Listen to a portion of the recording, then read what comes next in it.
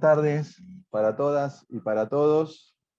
Hoy tenemos un nuevo encuentro del ciclo de debate, esta manera de charlar y de discutir cuestiones que tienen que ver al oficio.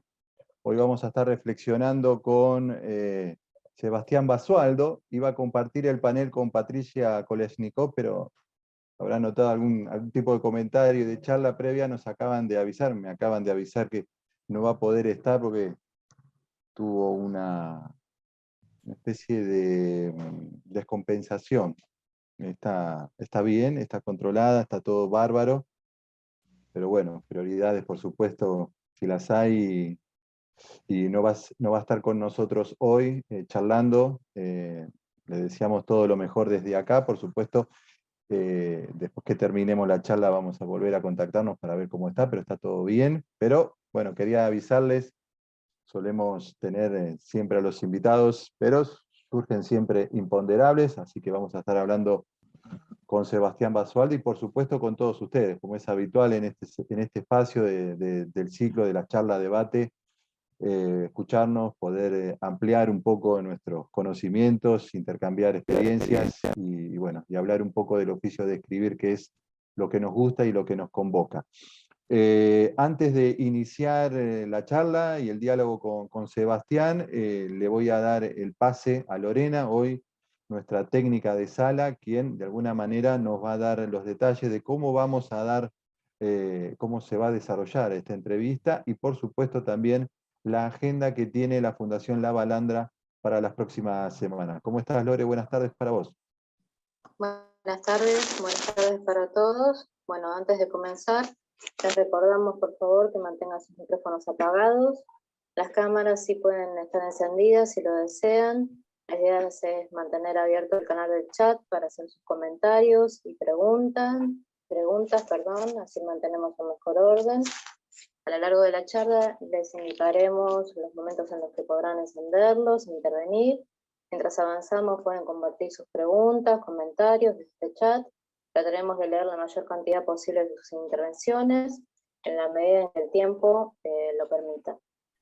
Les comento brevemente. Sí, decime. No, habíamos dejado de escucharte por unos segunditos.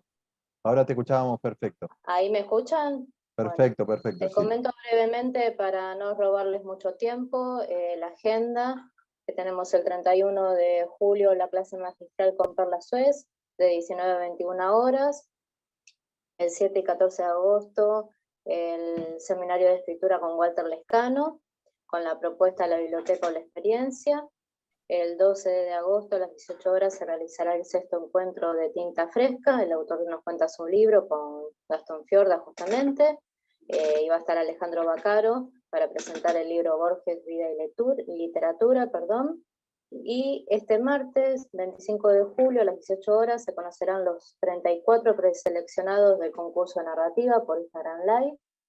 Bueno, cualquier consulta sobre las actividades y sobre este Instagram Live tan interesante de nuestro concurso, nos pueden consultar al mail de info@fundacionlabalandra.org.ar. Y bueno, los dejo con esta actividad, así no les robo más tiempo y disfrutan de la entrevista con Gastón y con Sebastián Basualdo. Gracias, Lore. En el chat, de todos modos, les voy a seguir pasando y nos preguntan al mail cualquier cosita. Gracias, Lore. Bueno, Sebastián Basualdo, escritor y periodista, colaborador de extensa trayectoria en el suplemento Radar Libros de Página 12, entre otros medios gráficos. Es autor de los libros La mujer que me llora por dentro, Fiel y Mañana solo habrá pasado, su novela Cuando te vi caer, que indaga en la vida de los excombatientes de la Guerra de Malvinas. Fue declarada de interés cultural por la Comisión de Cultura de la Nación Argentina. También es autor de Todos los niños mienten, publicado recientemente por MC.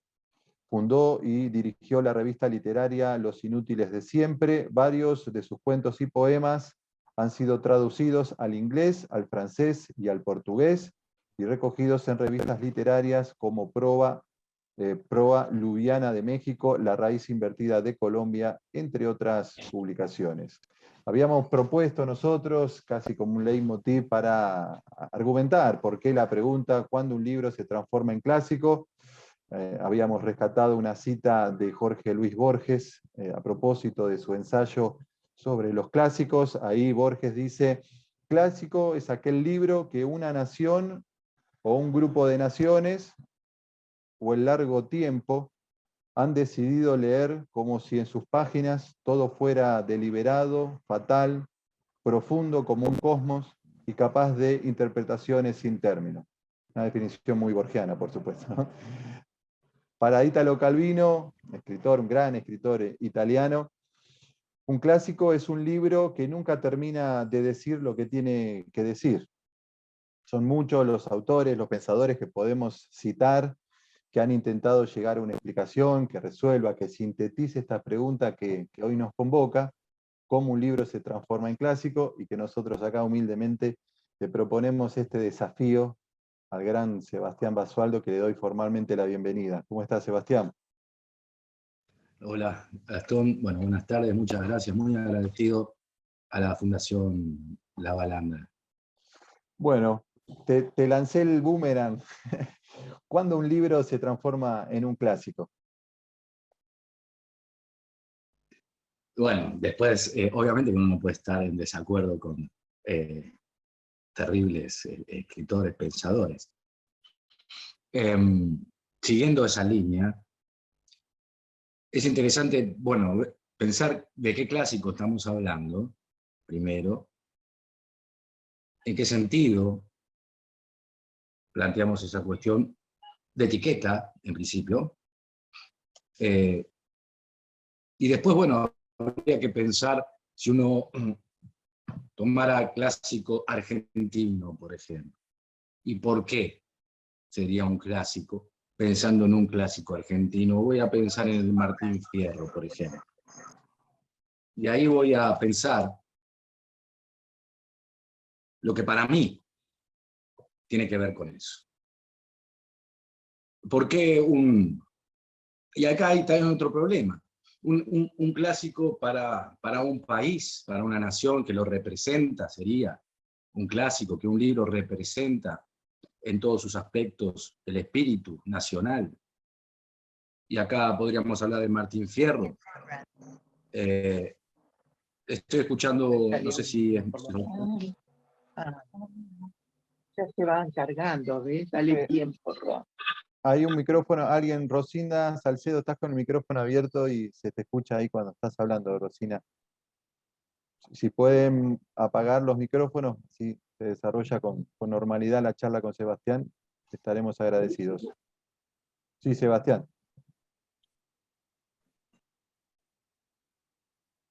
Martín Fierro, que se regala en las embajadas, en cuadrina negra, que aparentemente se lo lee en las escuelas, y que aparentemente también entra dentro de la categoría de un clásico. ¿Y por qué el Martín Fierro sería un clásico? Y ahí empiezan dos cosas. Para mí, en términos generales, un clásico en esta línea sería un libro que sobrepasa la lectura. Es decir, ni siquiera hace falta leerlo. Está, digamos, en el ADN de la cultura. Pero también ahí hay un problema. Es decir, que se lo reconoce, que se lo cita, que se lo tergiversa también, pero se mete.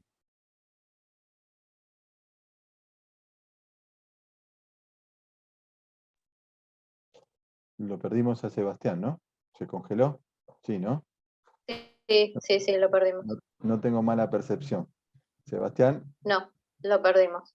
lo perdimos de verdad. Hoy estamos Sí, con un solo remo, nos quedamos y... Ahora, sí. Ahí está, perfecto, sí. Ahí está, ahí volvió. bueno, no sé, lo que yo estaba planteando es lo siguiente. Si el Martín Fierro es un clásico, habría que pensar por qué. A veces no siquiera hace falta leerlo, es decir, como si trascendiera la literatura, se lo cita, se lo tergiversa también, muchas veces, y está en el espíritu nacional. Ahora, para mí, ¿cuál sería la razón? Puntualmente, no tiene que ver con muchas cosas que se citan del Martín Fierro. No tiene que ver con los hermanos sean unidos, con ciertas cuestiones representativas que son un poco complejas, sino con algo que tiene que ver ahí con Fierro y Cruz.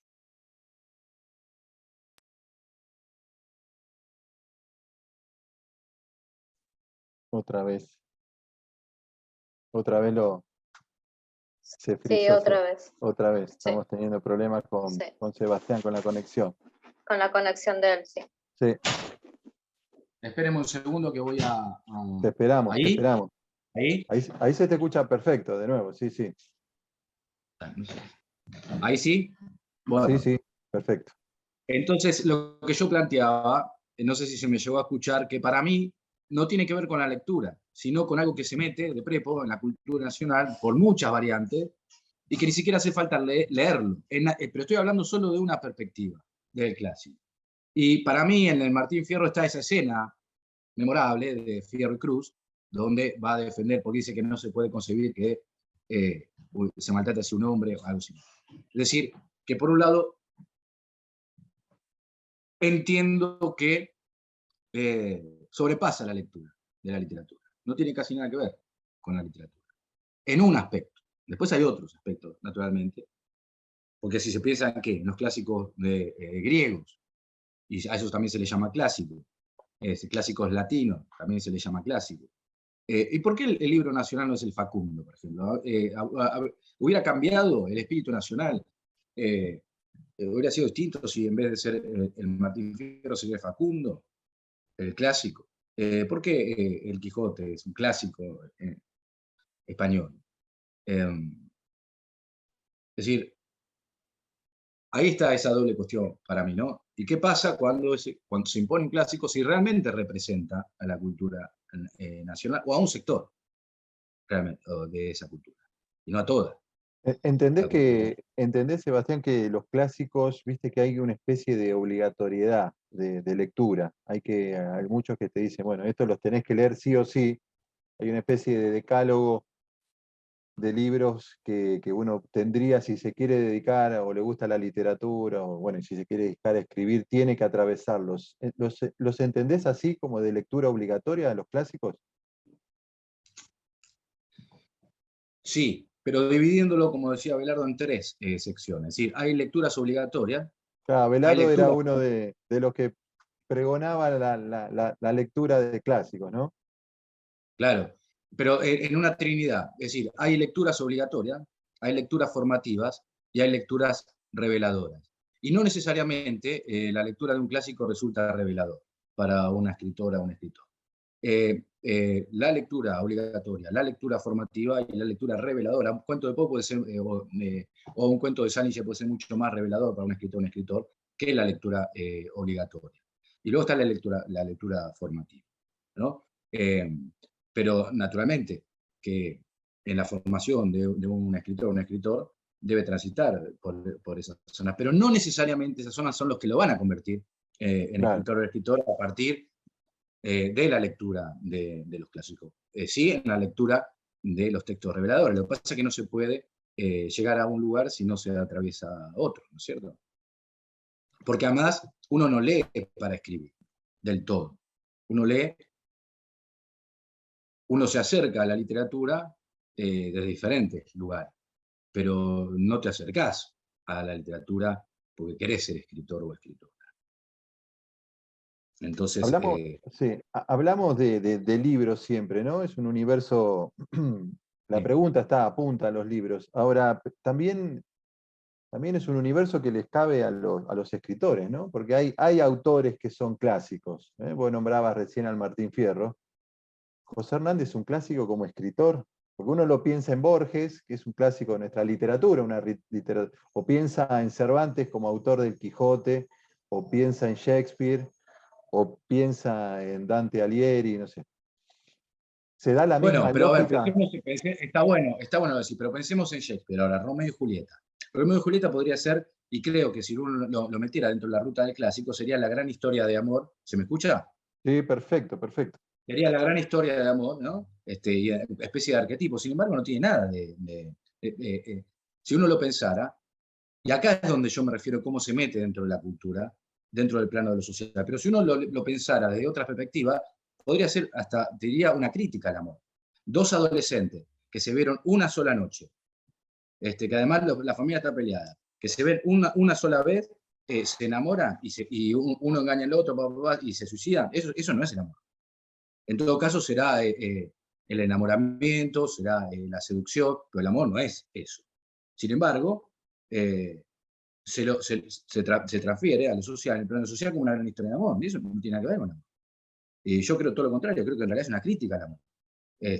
Porque el amor no nace en una noche, un instante, y después, ¿no? A no ser que sea un recorrido, una metáfora, sí, pero cuando entra dentro del plano social como clásico, no entra desde ahí, entra desde otro lado. Y hay gente que habla de Romeo y Julieta, nunca lo leyó. De la misma manera que alguien habla de la Magdalena de Proust y nunca leyó a Proust, ¿no? O habla de el Quijote, el Ladran Sancho, o los Molinos, nunca leyó el Quijote. Y sin embargo, es un clásico. Y justamente, porque no se lo leyó, porque ya entró. Y entra desde otro lado, en una red social que es ajena al plano de lo literario. ¿Dónde decís que está ese punto donde un libro se convierte ya en un clásico o vendría a ser en un fenómeno en parte de la cultura, de la idiosincrasia? Vos decís, es verdad que se cita al Quijote a veces sin haberlo leído, o al propio Romeo y Julieta sin haberlo leído, pero ya está. O al Martín Fierro lo mismo. Se citan versos del Martín Fierro sin haber leído la obra, ¿no? O ¿Dónde se lo entendés que tergiversa. o se lo tergiversa, exacto? ¿Dónde crees que se da ese clic? Porque ¿qué es? ¿Un libro muy leído, masivo, discutido? ¿O el autor es una celebridad? ¿Dónde crees que se da ese clic para que un libro se termine convirtiendo? Por ejemplo, 100 años de soledad. ¿Se puede considerar un clásico? Entendemos que sí, una literatura contemporánea. ¿Cómo entendés vos que ahí se dio el clic para que un libro como el de García Márquez se convierta en un en un clásico, perdón? En el caso de García Márquez, no sé si 100 años sería para mí un Un clásico. clásico. Para mí no sé si sería un clásico, no lo sé, porque no sé si responde, no sé si entró, no lo puedo saber, porque para mí es muy importante no verlos desde el plano literario, sino verlos desde el plano social, desde el plano popular, como dice acá Ricardo. Para mí es mucho más importante eso que verlo como una bajada intelectual, porque si no tendríamos que pensar que hay alguien o hay un grupo de gente que dice tal libro es un clásico. Y sin embargo eso no, se va disolviendo la sociedad se va apropiando de cosas. Y no sé cuáles serían todos esos mecanismos que hacen que se vaya... Ah, se paralizó de nuevo, ¿no? Me dicen que sí con la cabeza, sí. Sí, Sí, sí, sí. se colgó de vuelta. Se nos frizó. Bueno, Entra y sale del Ahí, freezer. ahí Sebastián. justamente Ahí está, sí. aprovecho que ahora, hay unas de la Ahí gente está, que perfecto, preguntan cuál es la perfecto. diferencia entre clásico y popular.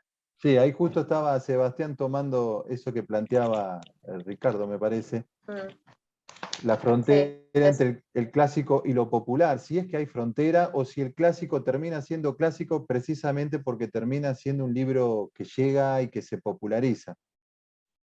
claro, pero cómo baja, para mí no tiene nada que ver incluso hasta con la literatura, te diría. Ajá. Un fenómeno Considerar un cultural. libro clásico no tiene que ver con la literatura, es el plano de lo social, Claro. para mí, ¿no? Y cómo se apropia la sociedad, no lo sé. Pero te decía que no sé si Cien años de soledad es un clásico, porque tendría que ver cómo fue absorbido de alguna manera por...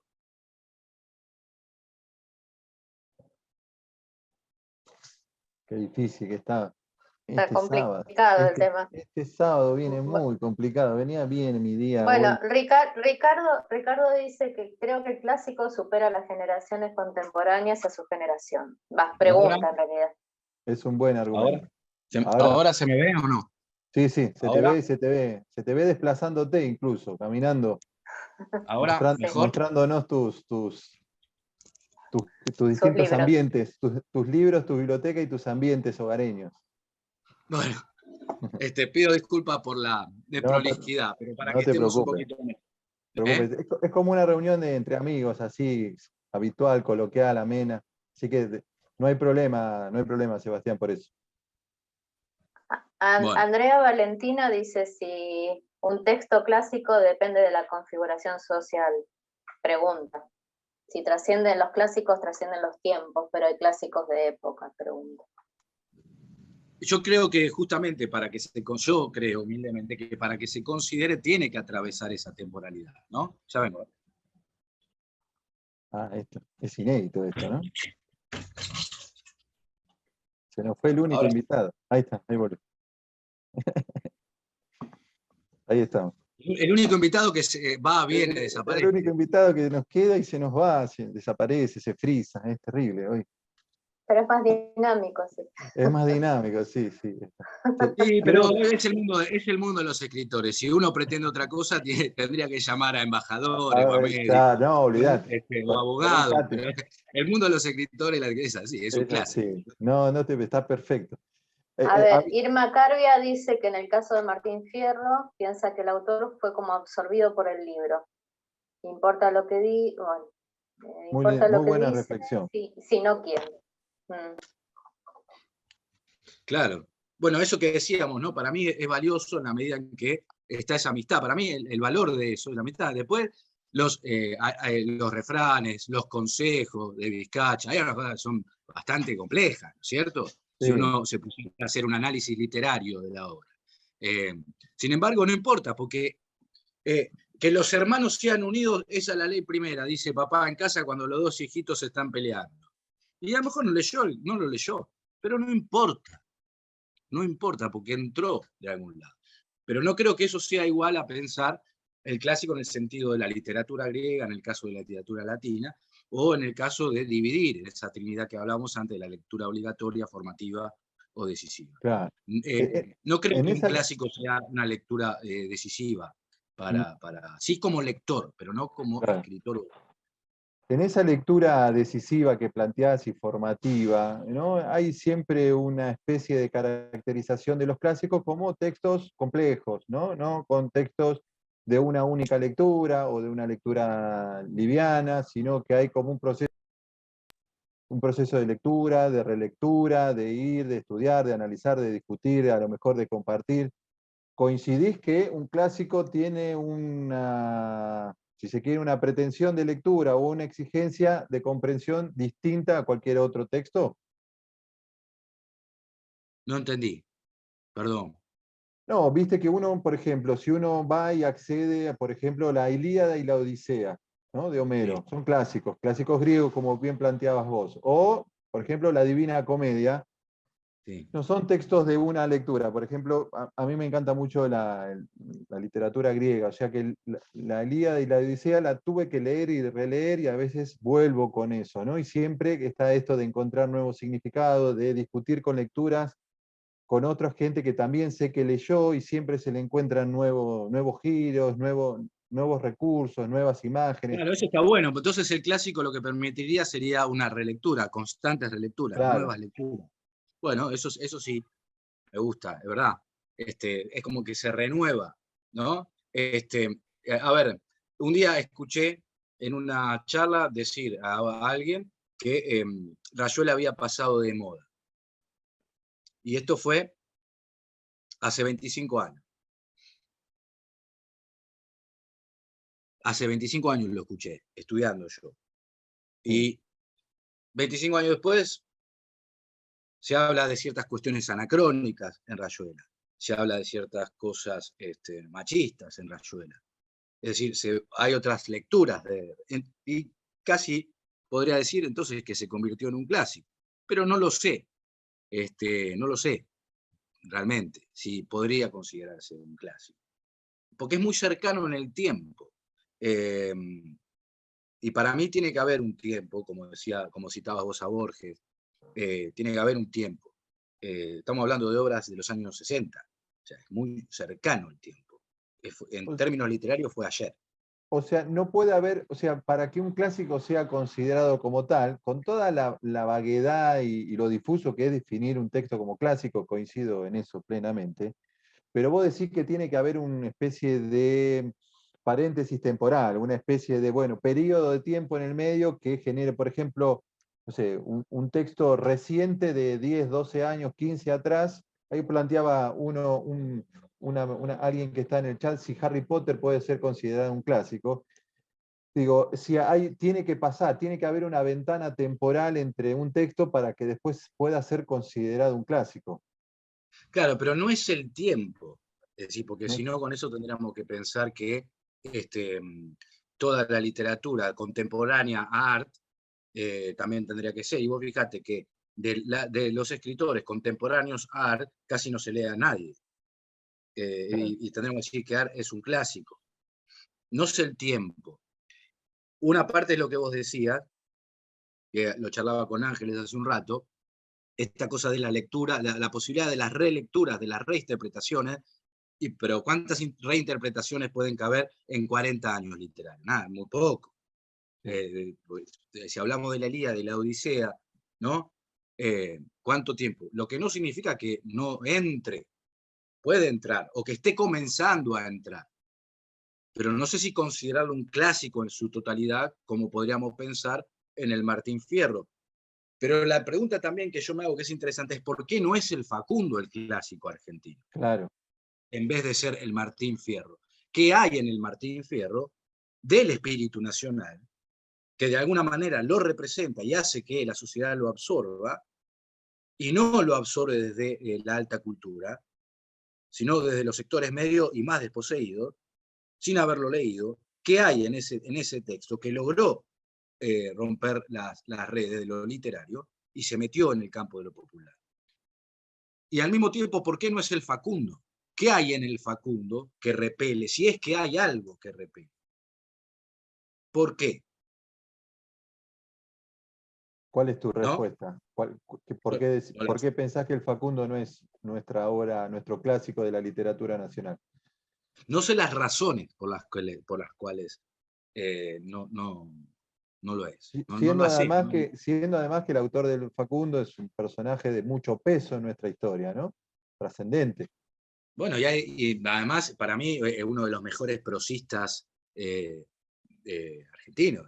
Claro, La sí, prosa totalmente. de Totalmente. Sarmiento es deslumbrante.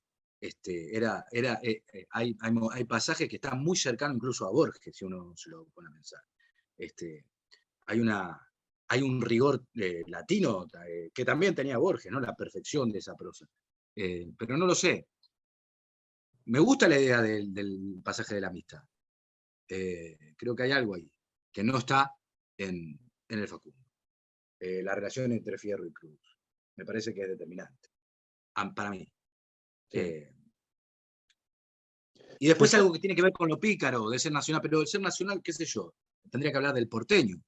No sé si el cordobés, el santiagueño, el jujeño. Es muy complejo, ¿no? Generalizar.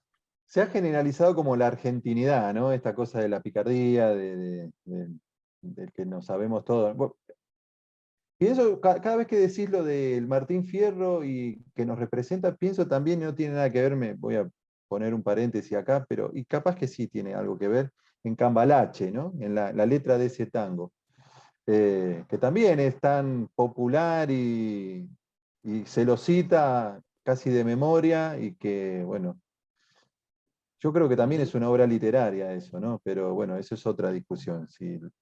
No, sí, lo que pasa es que en términos literarios es muy interesante, porque uno tendría que pensar, bueno, ¿qué pasa en el Facundo con los cruces? En el sentido, en el cruces de lo que se está reivindicando, Sí, también en términos de lo extranjero, si el Facundo está mirando afuera o está realmente mirando adentro de su totalidad. claro. La cuestión del gaucho, es decir, en términos literarios nos daría para analizar profundamente un montón de cosas, ¿no? Pero me parece que una cosa es pensar el clásico en términos sociales, que están adentro y afuera de la literatura, y otra cosa es pensarlo casi como una cuestión disecada, que hay que hacer especie de análisis académico. para mí serían dos cosas muy distintas. Pensar, bueno, ¿qué hay en el Facundo que no es representativo? Y qué hay en Martín Fierro que sí lo hay, aunque no lo sea del todo, y aunque no sea de todo representativo del espíritu nacional, ¿no? Te pregunto por esos clásicos individuales, personales, ¿no? Uno tiene sus propios clásicos, uno habla de los libros propios que a lo mejor no se terminan convirtiendo en clásicos, ¿no? O sí, no sé, pero son experiencias muy personales, muy individuales. ¿Cómo? No, pero es lindo eso, porque en el plano de lo íntimo se establecen códigos completamente distintos, ¿no es cierto? O sea, hay una relación con uno mismo. ¿Tenés tus propios clásicos, Seba? Sí, y en ese sentido está ligado a algo que decías vos y hablaba con Ángel hace un rato, porque en ese sentido uno vuelve a ciertos libros, vuelve a ciertas lecturas y las vuelve a leer de otra manera. Claro. Según pasa la experiencia vital, según pasan los años, vuelve a esa literatura, a veces para reencontrarse a sí mismo, ¿no? Porque es un viaje. Entonces, y al mismo tiempo uno lee algo, o en un momento interpretó algo, y pasa el tiempo y uno vuelve. Pero sin embargo, esa lectura sigue estando presente en uno. Y ahí yo podría decir que tengo mis clásicos, sí, a los que voy cuando siento que me estoy traicionando, cuando estoy desesperado, cuando no puedo escribir, cuando siento que me estoy, ¿no?, perdiendo, Sí. y vuelvo y recupero cosas. Me vuelvo a recuperar, ¿no? Uno lee muchas veces para encontrar a alguien, o para buscarse a sí mismo, ¿no? O para que le cuente su propia historia. Es como un lugar seguro, ¿no? O donde uno se siente seguro. Y es como, Donde la pasó, es como volver a un lugar donde la pasó bien, de alguna manera, ¿no? y donde es uno, ¿no? Es como pasa con la gente que uno quiere, ¿no? Y esa gente que se quiere se muere, uno perdió algo de sí mismo, también, ¿no? Esa gente hace que uno deje de ser algo que era en ese momento. Y no tiene la posibilidad de volver. Con los libros son familiares, espirituales. Uno Sí, vuelve, tal cual. ¿no? Como espejos de algo. Y bueno, en ese sentido, sí, Abelardo es uno de mis Abelardo clásicos. Castillo. Lawrence ¿Tenés más, Darrell. tenés más clásicos vinculados a autores que libros? Sí, pero porque estás diferenciando el La autor. obra del autor, sí. Sí, porque bueno, ahí es donde yo decía que uno hace un canon muy personal, ¿no? A mí me gusta mucho Claro. la literatura donde más que leer historia, lo que estoy leyendo es a un hombre o a una mujer. Me gusta mucho más la relación vincular con la autora, aunque la autora o el autor sean también un aspecto ficcional, me gusta más la sensación de estar leyendo experiencias vitales más que destreza literaria. Es lo que me pasa cuando leo poesía. Imagino que esa experiencia debe ser bastante compartida. Cuando uno lee poesía, siente de alguna manera que está leyendo a esa mujer o a ese hombre. No el libro, no es la historia, no lo que tiene para contar, sino especie de lo más esencial de ese ser. Ese vínculo con la lectura de la poesía es la misma que yo traslado a la ficción, ¿no? ¿Te gusta, y ya lo hacemos casi en términos personales, ¿te gusta conocer un poco el contexto del autor o el contexto en el que fue creada la obra esa que te atrapa, que te gusta leer? Sí, pero sí, y por muchas razones. Me gusta mucho que haya una correspondencia entre lo que un hombre o una mujer escribe y su forma de vida. Es decir, si vos, no significa que su capacidad imaginativa no logre escribir sobre Orillero y su inteligencia sobre Orillero y sea Borges. No me estoy refiriendo solamente a esa cuestión. Pero sí me gusta que haya cierta correspondencia. Si toda tu literatura pasa por escribir sobre los suburbios, la delincuencia, y vos sos un escritor de la clase acomodada y tenés una gran capacidad imaginativa en términos de historia, Sí. y acá dejo a Borges, para mí Borges está fuera de la literatura, ¿no? Borges para ¿Sí? mí no está dentro de la literatura, es como Kafka, hay gente que hay que sacarla de la literatura. Bueno, no encuentro una relación directa, pero si yo encuentro que Henry Miller escribe de tal manera porque vivió 5 años en la pobreza, en París, le pasó todo lo que le pasó, y ese tipo puede escribir lo que escribió, para mí es asombroso. Pero ese es mi propio canon y no tiene por qué compartirlo nadie, ¿no es cierto? Porque eso es algo muy personal.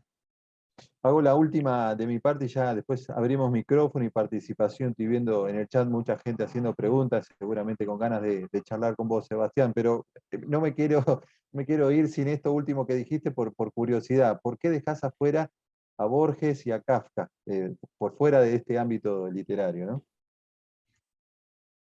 Porque no pertenecen a la literatura. Son como genios. Es decir, son tan genios que no pertenecen a la literatura. ¿Dónde pones a Kafka? En la tradición checa. ¿Dónde lo pones? ¿Dónde pone la literatura de Borges? Borges pareciera que excede hasta lo temporal, ¿no? Es una cosa, y sus reflexiones se adelantan. O sea, es muy difícil ubicar a Borges dentro de la literatura. Para mí son personas que están fuera, esos dos casos, ¿no? Fuera de lo literario, porque son casi genios, ¿no? Es tan fuerte la prosa de Borges, que tiene un rigor latino, que no podríamos leer una novela de Borges. Borges no... mirá qué interesante. El propio estilo, su propia perfección, hace una limitación. No podríamos leer una novela de Borges porque sería intolerable. Con esa perfección, con esa densidad, con esa cuestión, sería imposible leer una novela de Borges. Agota. Uno lee un cuento de Borges y ya tiene para 7 años más o menos, ¿no? Sí, Además te queda, bueno, con Kafka no pasa lo mismo, pero pasan otras cosas, ¿no? Que no lo podés poner dentro de la literatura. Pero eso no, para mí la excede, ¿no? Para mí es algo positivo, ¿no? ¿Crees que, esta sí es la última, ¿crees que autores como Kafka y Borges también marcan escuela, enseñan, hacen docencias sin pretenderlo, pero es imposible no leerlo y aquel que tiene algún tipo de mínima pretensión de escribir no trate de copiar de algún recurso, alguna herramienta que utilizan para generar personajes o contar las historias?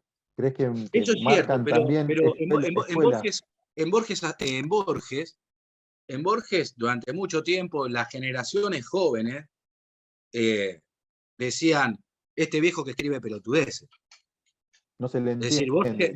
Borges no fue siempre el Borges que nosotros conocemos. Había toda una generación que decía, mira el viejo este que escribe boludeces, ¿no? Y bueno, lo terminan publicando en Francia, tiki tiki, pasa lo que pasa, mira, Borges es un genio. Ahí entra la academia, cuando entra a la academia se lo estudia, empiezan a pasar un montón de cosas, y sí, eso es un lado. Ahora, que hay escritores que vos en tu nivel formativo empezás a imitar o se te pegan como lapa, cuando vos estás en la adolescencia, empezás a leer Rayuela, tenés 16, 17 años, ¿no? Y te crees un poeta, más o menos sensible. Te Lees enamorás de la dos maga, cuentos, además. Te enamorás de la maga. Imposible no enamorarse de la maga. por supuesto, te enamorás de la maga, pero tenés 17 años, te sentís más o menos poeta, terminás leyendo un cuento y a los 2 días estás escribiendo como Cortázar, o creyendo que vos estás escribiendo como Sí. Cortázar, porque esa prosa se te pega como lapa. Ese estilo se te pega como lapa y pasa con muchos escritores. Pero ahí está la diferencia, que se te pega, pero bueno, puede ser Cortázar. De la misma manera que Borges no escribía así porque había llegado a un ejercicio gramatical extremo, a un nivel formativo casi latino. Borges veía el mundo de esa manera. Por eso te vuelvo a cerrar la idea anterior, y es que Borges escribía así porque vivía el mundo así, porque era así. Y ahí esto es lo más difícil de encontrar un estilo o una forma de ver el mundo que se pueda trasladar a la literatura. No tiene que ver con la sintaxis. Tiene que ver con otra cosa mucho más compleja. Pero esos tipos se te pegan, naturalmente, ¿no? Ahora, eso es distinto a decir, bueno, voy a escribir un cuento y empiezo la fervorosa mañana de febrero en que Angélica se murió, ¿no? Después de una angina y creo que está haciendo algo original. Porque la originalidad en la literatura no existe. No existe en el arte en general la originalidad. Original significa etimológicamente ser fiel al origen. Es decir, lo que uno tiene que tomar son cuestiones para poder insertarse dentro de una tradición, pero no creyendo que va a generar algo original, porque la originalidad no existe en el arte. Todo viene de algo. Es decir, uno se inserta en una tradición y a partir de ahí intenta generar algo propio, que es lo más difícil, generar algo propio, la voz y sobre todas las cosas, tener algo para decir. Bárbaro.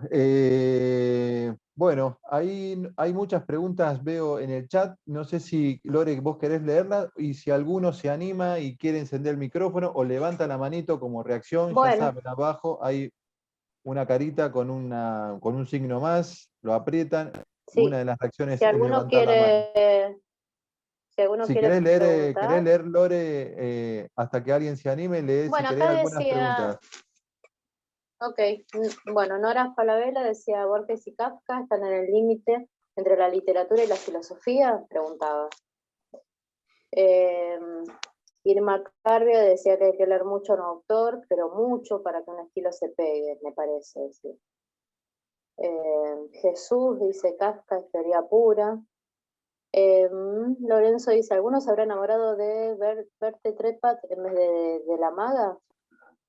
Sí, ahí Irma Ceres A ver, dice, ¿podrían también sí, Irma considerarse Carvia. genios a Ahí Cervantes lo estoy o leyendo. Shakespeare? O Sí. Shakespeare, por ser creadores incomparables de arquetipos.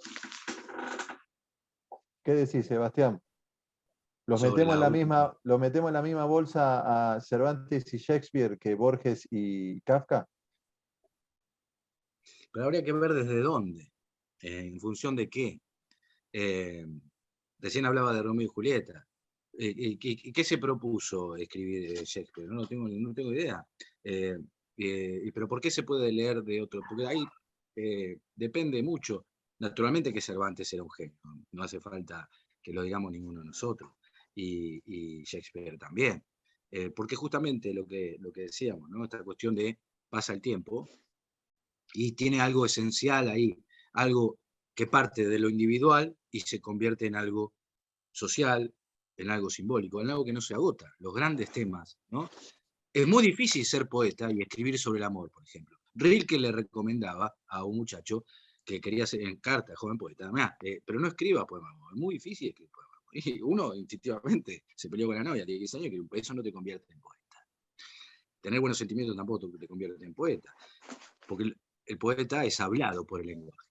Bueno, esa cuestión de ser hablado también tiene que ver con Cervantes, porque de alguna manera están representando un momento y afloró ese genio, afloró. Pero ¿por qué en términos futbolísticos siempre lo pensamos y cuesta tanto pensarlo en términos literarios? Cuando decimos, bueno, Maradona, uno en tanto, Messi, uno en tanto. Bueno, pasa lo mismo. Hay un hombre, hay una mujer que de alguna manera tiene una sensibilidad muy particular de su época y que condensa un montón de cuestiones de su época. Lo que pasa es que hoy yo te digo, Romeo y Julieta para mí es una crítica al amor. Y vienen de la facultad y me pegan 4 tiros en la cabeza. Bueno, esa es mi lectura.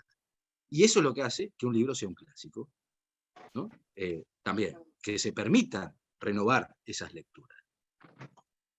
Y eso lo hace el tiempo. Bueno, Antonio justamente pregunta, ¿cómo se reconoce un clásico? Un poco lo dijo recién Sebastián. Sí. Acá dice Ujú. Andrea Valentina Pereira, ¿con los clásicos nos podríamos identificar siempre por lo que dicen o no dicen socialmente? Yo creo que en la medida que uno se apropia en un hoy, vemos un montón de filósofos, de profesores de filosofía en la televisión, tomando lecturas clásicas y las instalan para dar supuestamente respuesta a momentos actuales.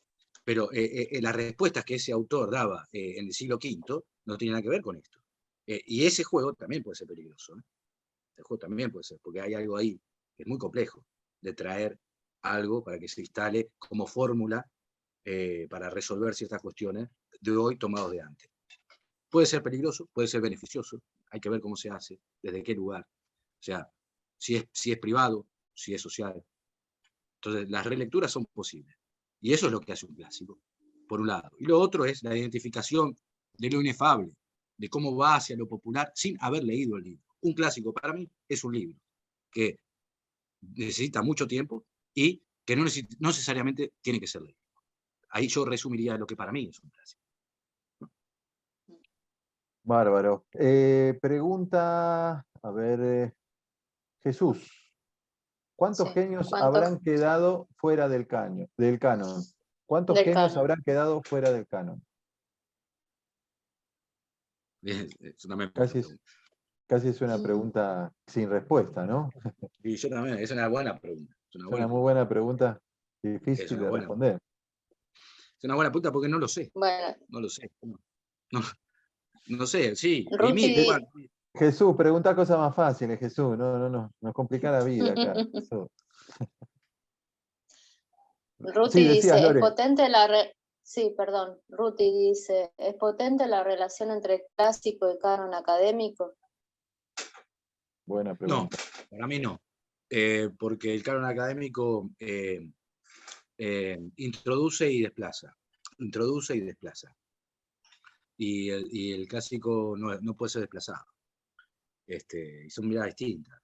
En lo social. Lo que más importa, o sea, uno necesita identificación. Cuando Carlyle decía, todos los hombres necesitan héroes, también lo está diciendo en el plano de esto, ¿no? Se necesita, mirá, la Eneida es un libro fundacional de la cultura greco-latina. ¿Y por qué? Porque se necesitaba un relato. El ser nacional necesita un relato fundacional. La Eneida es el relato fundacional ficticio de la cultura romana. Pero necesitaban a Rómulo, necesitaban a Rómulo y Remo, necesitaban a Eneidas, a la Eneida, necesitaban a Eneas, para hacer una fundación mítica. El relato. Es el relato, en última instancia. Y para eso se necesita. Pero eso es algo deliberado. Y se logra deliberadamente. No, se puede intentar. Y después hay un montón de variables. Hago una pregunta a propósito de esto que decía y después voy con Adriana Brescia ahí que levantó la mano. En la Biblia, mira, justo Irma preguntaba lo mismo también. ¿La Biblia también vendría a ser un clásico, un texto fundacional? Sí, naturalmente. Naturalmente que sí. Naturalmente que sí. Para bien y para mal. Depende. Para mí, la Biblia es el gran libro de ciencia ficción. ¿Ah? Y esto lo digo con absoluto respeto para aquellas personas, pero para mí, estoy hablando de mí. Es un gran libro. Hay cosas terribles ahí que suceden en la Biblia. Pero es un libro fundacional, naturalmente, que logró instalar una forma de ver el mundo. El relato que logró instalar la forma del mundo. Y también la idea del libro, ¿no? Bueno, hay muchas cosas que tendrían que verse de cosas que funcionan dentro del plano de la iglesia, delictivas, que están dentro del texto también. No es casual ciertos comportamientos que suceden, que se repiten en la historia, y que nadie piense por qué se repiten ciertos comportamientos delictivos, cuando, en mi parecer, también hay que ver el texto, ¿no? ¿Qué hay en el texto? Porque para mí el texto es para bien y es para mal, y acá no estoy diciendo que yo tengo la verdad, estoy intentando reflexionar sobre cómo es el valor del texto y del relato, que no solamente sirve para una cosa, sino que sirve para todo, verlo y estudiarlo y pensarlo. Ahora sí le doy la bienvenida a Adriana Brescia. ¿Qué tal, Adriana? Buenas tardes. Hola, voy a empezar a hablar a ver si los demás también se animan. A ver si se Siempre hay, animan. Muy siempre bien, hay alguien que Adriana. tiene que tirar la primera Pero muy piedra. bien, Adriana, muy bien. Hola, Adrián. Hola Sebastián. Bueno, muchas gracias por todo lo que has dicho. Sí, es un tema muy cautivante, porque uno pregunta por qué hay cierta literatura, o ciertos libros, o ciertos escritores que perduran en el tiempo, ¿no? Y entonces se me ocurre pensar si no es necesario, como vos decís, o sea, o lo que vos pensás, si no es necesario o fundamental ser leído a Martín Fierro o el que sea, Quijote, si no es necesario, entonces, ¿qué es lo que lo convalida como clásico? ¿La historia? Porque, bueno, supuestamente hay mucha gente que lo ha leído, pero no todo el mundo. No, es verdad, Entonces, pero a mí eso que vos decís que me parece muy interesante me hace pensar otra cosa. me permite a mí pensar otra cosa que me gusta. Yo creo, acá sí, fervientemente, que una escritora o un escritor lo que quiere, en realidad, en el fondo, es no escribir más. Pero un salto más voy a dar. En el fondo, más del fondo, lo que quiere es ella misma o él mismo convertirse en literatura. Algo así como una especie de metamorfosis. Dejar de escribir y terminar convirtiéndose en literatura. Es, dentro del plano de lo personal, el deseo más grande. A veces inefable, a veces inconsciente. Y tal vez esta gente lo ha alcanzado. Y son pocos. ¿No? Claro, de los autores que se han nombrado, y me parece que muchos de ellos han logrado eso. Se han transformado, es como el doble perfecto, es decir, ya no sabes si es él o es el libro. Es como la misma cosa. Bueno, y vos fíjate que en términos generales, cuando uno habla de una autora, un autor habla de un libro. ¿Por qué cuando hablamos de una autora o un autor hablamos de un libro cuando su obra puede ser bastante grande? Bueno, evidentemente con ese libro no solamente se hizo famoso, que sería un término que yo detesto, sino que ese libro sintetiza de alguna manera las propias posibilidades y los propios límites de ese autor y esa autora. Para darlo en términos específicos, 100 años de soledad nace en Hojarasca o en otros cuentos. Cuando vos lees Rayuela, tenés que ir a leer los premios o algunos de sus cuentos. ¿Sí? Hay como un recorrido, ¿no? Cuando vos lees el Ulises de Joyce, tenés que leer los Lunienses y otros cuentos. Es decir, hay como una especie de recorrido que es a su vez el límite de esa escritora. Llegó hasta ahí. Y ese termina siendo el libro más representativo, no para todos, no siempre, pero termina siendo lo que hace que uno piense en García Márquez, Señora Soledad, Rayuela, ¿no? Un libro. Ahí está bueno también. Gracias, Adriana. Gracias. Lore, ¿algo más? ¿Preguntas, consultas de la gente que está participando? Sí, se quedaron meditando sobre el tema de la Biblia. Sí. Ahí veo algo de sí. Laura. Laura dice, ¿hay decisiones sobre lo que es legítimo leer y por qué no pensar que esas decisiones son guiadas por intereses? Te repito la pregunta, Seba. Sí. Dice, ¿hay decisiones sobre lo que es legítimo leer? ¿Hay decisiones sobre lo que es legítimo leer y por qué no pensar que esas decisiones no son guiadas o son guiadas por intereses? No, por supuesto que sí. Es verdad, hay distintas clases de intereses. Pero bueno, ahí está la lectura reveladora. Yo considero que los libros reveladores, uno no va a ellos, los libros vienen a uno. Es una idea de los clásicos también, ¿no? Uno no va a los libros vienen a uno. Pero siempre hay intereses, naturalmente. Y Jesús decía, ¿por qué no hay tantos? Bueno, evidentemente hay intereses ahí. Cuando no aparece otro genio, hay intereses. Después hay un genio que se quiere meter de prepo. Cuando uno empieza en Borges, empieza en Sábato. Muchos años ¿no? de a ver quién ocupaba ese puesto. Bueno, siempre hay intereses. Siempre. Ideológicos, culturales, siempre hay intereses. Depende de dónde leas, sí, pero nada es inocente, siempre hay interés. Buenas tardes. Para que, Camilo, ahí estaba primero Ricardo Franco y después si querés, Camilo, vamos con vos. Sí, Ricardo Franco, ¿qué tal? Buen día. Hola, buen día. Es la primera vez que me reúno con ustedes, la verdad que es impresionante. Gracias, Sebastián, por tus conceptos. Se me anticiparon un poco la pregunta porque empecé a pensar en esta modernidad que vivimos. ¿Cómo funciona el aparataje de propaganda y de imposición de textos como imposibles de dejar de leer? Y bueno, sí, hola, gracias por tus palabras primero. Te agradezco mucho. Bueno, a ver, en Argentina hay un lugar muy preponderante que es la academia, ¿no? Vos fíjate, Abelardo, que no sé si se lo lee, pero durante mucho tiempo no se lo leyó a Abelardo Castillo en la academia. Entonces fue un desplazado de la academia.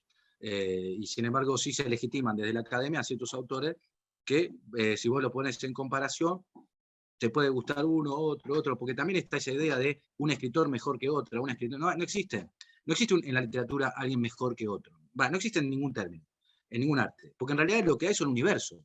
Hay un universo más profundo, menos profundo, visiones del mundo mucho más atractivas, menos atractivas, época. Pero la publicidad es muy funcional.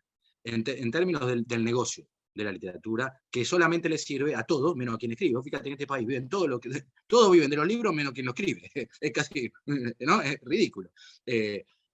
Y la publicidad actúa pero actúa en un sistema capitalista como este, ¿no? O sea, la publicidad en realidad es el gran mal del sistema capitalista, ¿no? Es el discurso, es el relato. Y ahí está el relato, ¿no? Está imponiéndose. Eso sumado, discúlpame, es lo último, eso sumado a lo difícil que es para uno que escribe poder publicar, ¿no es cierto?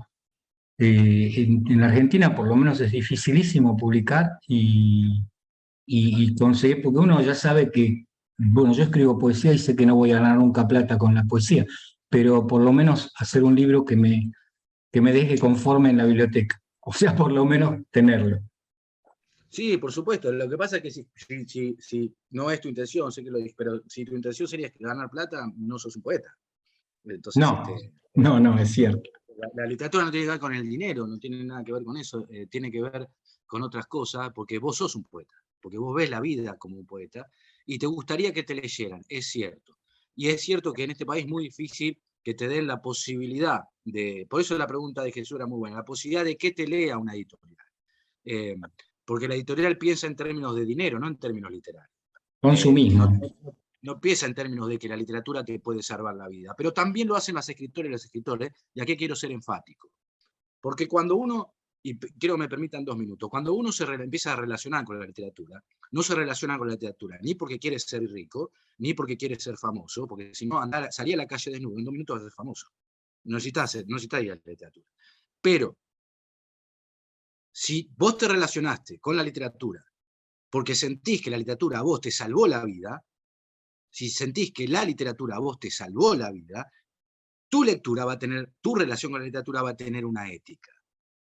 Y lo que vos vas a hacer es escribir también para salvar o imaginar que te van a leer y vas a poder salvar a algún adolescente o adolescente atormentado. Ahora bien, también hay un montón de gente que no piensa de esta manera y piensa la literatura como un negocio, como un trabajo. Pero la literatura no es un trabajo. No puede ser nunca un trabajo. Porque la literatura es un espacio de libertad de un ser que se comunica con otro ser. No puede la literatura pretender entrar dentro del sistema mercantilista. La gran hipocresía de todo esto, y yo estoy en una editorial como Planeta, es que uno pregona esto y sin embargo las grandes empresas te absorben y tampoco te leen ni tampoco les interesa. Lo que les interesa es vender un producto. Entonces uno tiene que hacer ¿qué? Para poder publicar todo lo que tenga que hacer y no echarle la culpa al otro de que no pudo publicar porque fue... No, vas a tener que buscar la manera. Cassiari es el gran ejemplo. Es el gran ejemplo de esto. Hay que ser todo. Yo sabía que venía de una clase desposeída, que a los 18 años escribía con faltas ortográficas, que no conocía a nadie del mundo literario. Lo que dije fue, me tengo que meter en el mundo periodístico. Si yo me meto en el mundo periodístico, voy a poder generar algo. Ahora, yo me podría haber metido en el mundo periodístico y haber salido a los 2 días. Y hace 25 años que estoy en Página 12. Y eso me permitió, yo no conocía a nadie de la literatura, a nadie, excepto a Abelardo a los 20 años, con el que empiezo a estudiar y tengo una relación. Pero Abelardo tampoco levantó el teléfono y decía, che, publíquelo a este pibe, porque es medio sensible. No, bueno, hay mucho. Ahora, uno va a una editorial con su Ulises de Joyce y pretende que se siente un editor y lo lea, no existió, no va a existir nunca.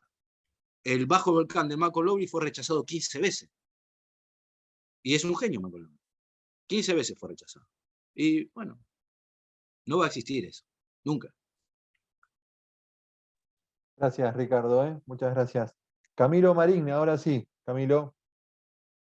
Sí, ante todo, buenas tardes para todos y muchísimas gracias por este espacio que nos permite un poco, para mí un poco para mal, porque no nos digo para mal, porque no nos alcanzaría el tiempo. Esto te lleva a unas aristas de una cosa y otra y podríamos estar horas y hasta días enteros hablando de una cosa que te lleva a la otra. Pero no, nada.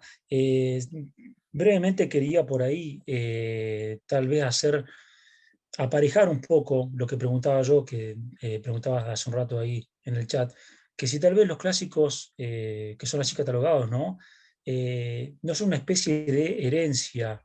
¿Y en qué momento y por qué surgen? Que de alguna manera creo que lo comentó Sebastián. Pero preguntaba yo si esto sucede como una respuesta a una perspectiva adquirida, y de alguna manera creo que me lo confirmó también Sebastián. Creo que tal vez hasta inconscientemente se van adquiriendo o se van transmitiendo perspectivas que hacen que van haciendo un clásico. ¿Es así? Esto podría leerse de esta manera, que por ahí, no sé si llamarlas subjetividades, pero puntos de vista de académicos o de literatos o de lo que fuere, van haciendo que algo se vaya siendo un clásico y lo van transmitiendo y va tomando forma como clásico. ¿Podría ser esa la similitud? No sé si se entendió lo que decía. Más o menos. Estoy pensando, más o menos. A ver. Lo que pasa es que yo creo, siempre, entiéndase que puedo parecer enfático y convincente, pero estoy lleno de dudas, ¿no? El gol de Maradona a los ingleses. Vamos a pensar que es un libro. El segundo gol. Y también el primero. Es un clásico, el gol del siglo. Bueno, ¿cuántas cosas se tuvieron que dar simultáneamente para que eso pasara? No solamente la jugada, que el Diego ya la había hecho varias veces y le había salido mal o no como él quería, pero nunca en ese momento, nunca con la cuestión de la guerra de las Malvinas muy cercana por detrás, nunca con un contexto de televisivo que empezaba a asomar de una manera muy nueva, como estaba planteado, mucho más masivo, etcétera, etcétera. Donde no existían celulares, no existían redes sociales, no existía nada de lo que hoy existe. Y ese gol también puede verse de manera simbólica, de cómo ese gol es una manera de apropiarse de algo en el plano simbólico, porque es un deporte, pero en el plano simbólico, de lo social en términos de la guerra, de los ingleses, etc. Y esa relectura es, para mí, un símil en términos de lo clásico, ¿no? Donde se cruzan un montón de variantes, de variables, antropológicas, filosóficas, sociológicas, de todo tipo, ¿no?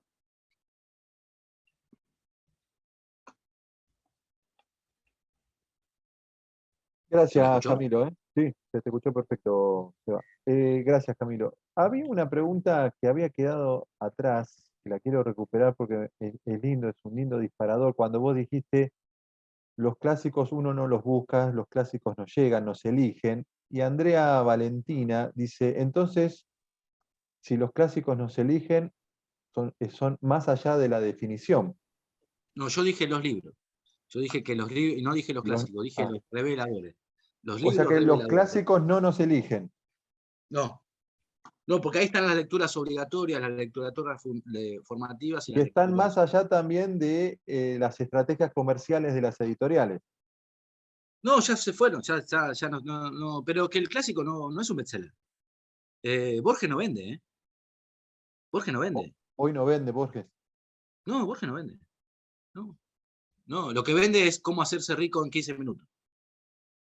Escrito por Fran.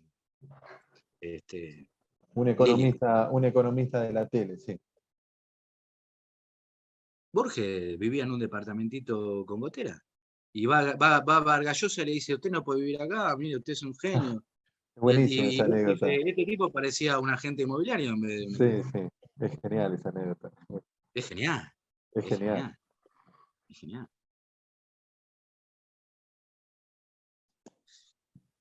Lore, ¿quedó alguna pregunta en el chat o alguien quiere preguntar algo, comentar algo? Yo vi que decían como varios comentarios como que la educación, o sea, marcaba los clásicos de alguna manera.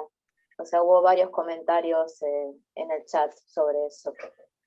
La educación como escolar. Que la educación imponía los clásicos.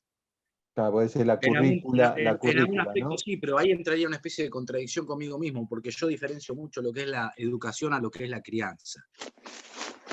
La educación y la crianza no es lo mismo. Y me parece que como no hace falta leerlos a los clásicos para que se instalen en el plano social, se corre más hacia el lado de la crianza que hacia el lado de la educación. El Martín Fierro se ve, si no me equivoco, en segundo o tercer año secundario. ¿Qué puede entender un pibe de lo que está diciendo Vizcacha?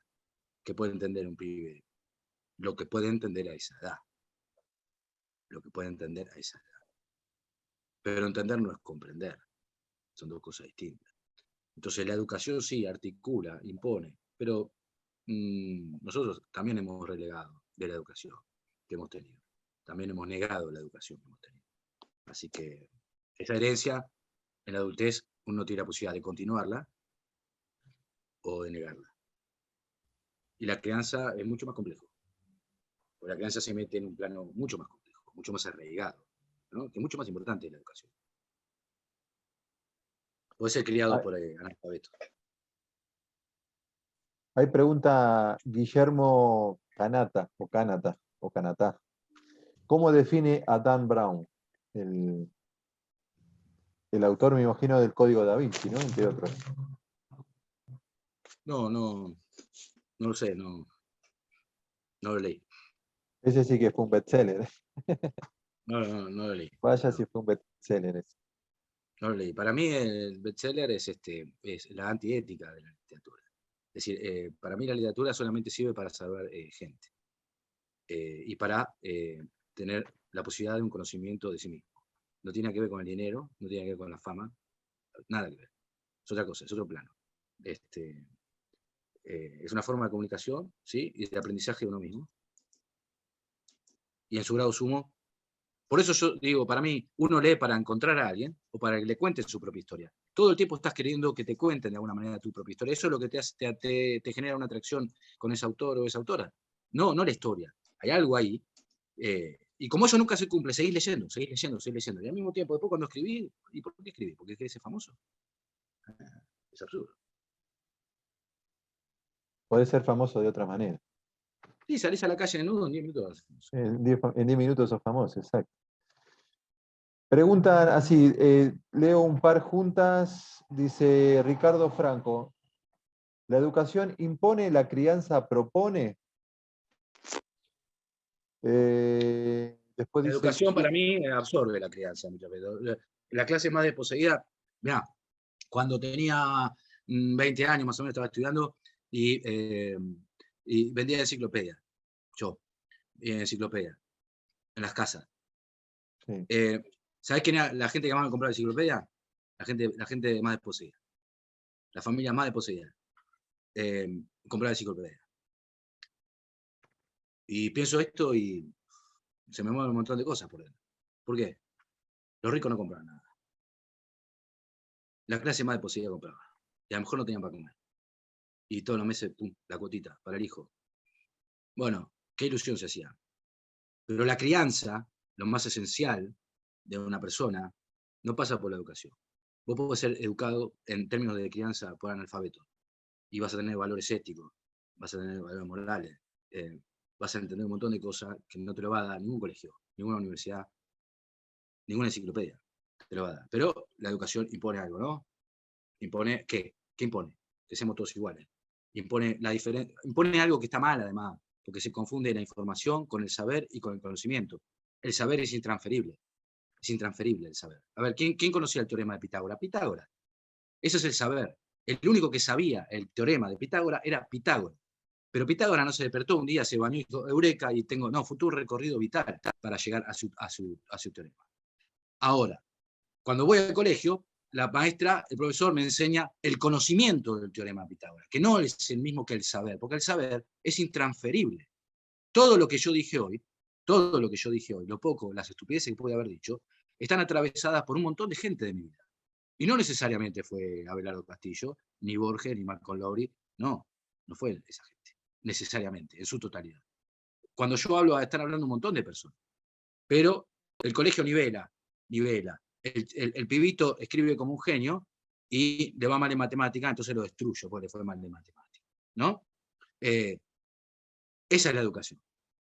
Pero no hay que confundir saber con información y con conocimiento, porque la información, lo vemos ahora en esta sociedad, es tomar algo para resolver algo. El conocimiento es ligar, se liga con el conocimiento. Hay conocimiento cuando se puede ligar cosas y se establecen ciertos basamentos. El saber es intransferible. ¿Para qué servía el teorema? El teorema servía para dividir en parcelas iguales la cantidad de sol que los griegos necesitaban y las construcciones. Esa es la utilidad que le daban al teorema de Pitágoras. Mirá vos qué curioso. Bueno, ¿alguien más quiere preguntar? Si no, vamos cerrando. Claro, Alcibíades en el banquete quería que Sócrates le diera su sabiduría, exactamente. Los diálogos de Bueno, ¿y qué le Platón. pasó a Sócrates? ¿Y qué Intransferible, mata? intransferible. ¿Y lo mata? Eso que tenía, y eso que tenía como discípulo a Platón, ¿no? Que vaya qué Y lo discípulo, mataron. ¿no? Y lo mataron. Y porque al Y lo distinto hay que mataron matar. con la cicuta, exactamente. Bueno, nada, Sebastián, te agradezco muchísimo, he escuchado con atención, hemos aprendido, lo he Yo disfrutado. aprendí de ustedes, les agradezco, espero no haber dicho muchas tonterías. No, aparte te la bancaste solito, esto es un espacio siempre compartido con dos escritoras, dos escritores, vos tuviste y la llevaste muy bien, la disfrutamos, entiendo que la gente también, le agradezco a toda la gente que participó, que estuvo, que se conectó, como siempre, amable, atenta, haciendo observaciones exactas, precisas, enriquece, La verdad que siempre sí, muy enriquece. agradecido, muy respetuosos, la verdad que respetuosos, agradezco mucho a todos. Haberme brindado esta posibilidad de conversar con ustedes, a la Fundación La Balana, que la verdad, bueno, Gracias a nada, vos, Sebastián. Gracias a vos y gracias a todos y a disfrutar de lo que queda del fin de, ¿eh? Cuídense, nos estamos viendo en otro Zoom. Chau, chau.